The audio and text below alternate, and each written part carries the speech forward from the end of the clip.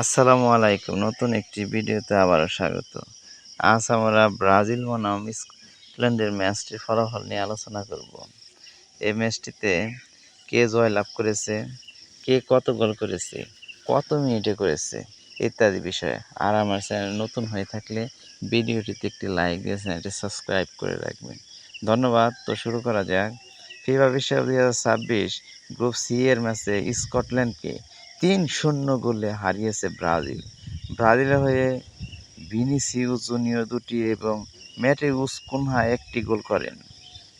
ম্যাচে বিস্তারিত। ম্যাচের ফলাফল স্কটল্যান্ড ০, ব্রাজিল ৩।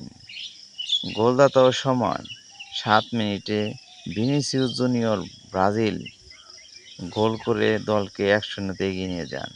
৪৫+৩ ৪৮ মিনিটে ভিনিসিউস জুনিয়র আবার প্রথমার্ধের ইনজুরির সময়ে হেডে নিজের দ্বিতীয় এবং দলের হয়ে দ্বিতীয় গোলটি করেন। ৬০তম মিনিটে ম্যাটিসিউস কুনহা, ব্রুনো ও ঘিমারেসের সহায়তায় স্কটল্যান্ডের ডিফেন্সকে ফাঁকি দিয়ে গোল করে দলের জয় নিশ্চিত করেন। তো ভিডিওটি কেমন লাগলো কমেন্টের মাধ্যমে জানাবেন। আর ব্রাজিলের জন্য শুভকামনা রইল।